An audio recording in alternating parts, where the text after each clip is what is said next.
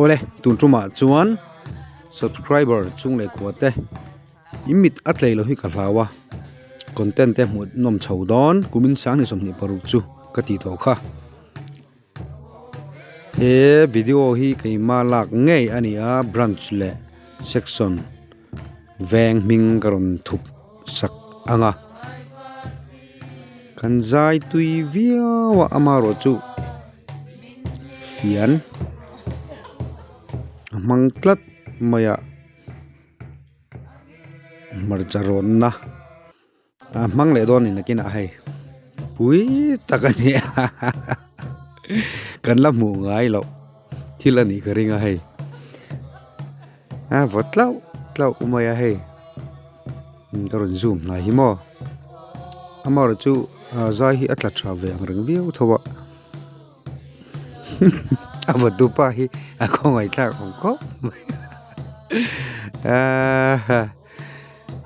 akhong pui vatu ero hi chu atui pa ngai khop maya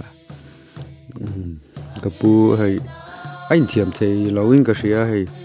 camera ka lak po hian ama chu nui zawe si nu ho hian vatur an be sei box ya molan sui meka zayan du to sia an tui hop na fianin nga vatop mai ne komon lo hle mai marcharon na fian marcharon na ron mang le don enu le hei karon ko hi afong lampang avon na lampang zogin ala tuk chu ya hei karon zoom na hi asi hello ko mai branch section karon tar lang chuang lawa mani phalna thlap in hei video hi kablo don Mizorama filteng ngai lo ni wangin a common lo mai katia a khuang vatu te phalna thap in karon upload ani hit ko mai video te common lo tak te pathian min pe jela alom tak jet ani amit tepo atlei chhojel tura ngayang avatu atui chuan atok mai ni amun nge ya hutu tan chuan mit ngein kan huwa anui lo thei lo ani nei tu te po kan mai za zo lo anui ve tho ani afong hi atel tu ka avon dan den thla ga hai hey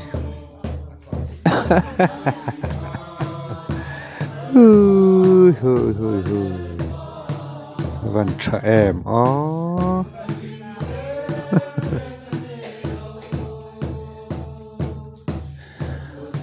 reng thua Champai district hi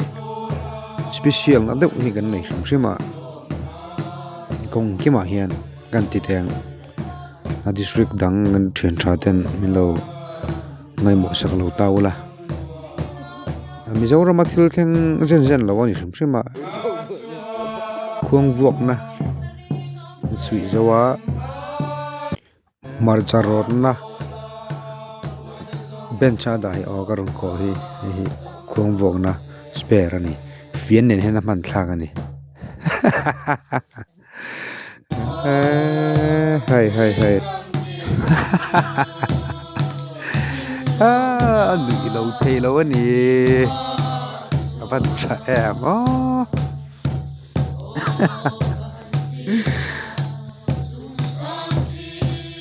helaya ril du alo dai zo chu wei me khoi tu sang te member te pon ning chu Khuang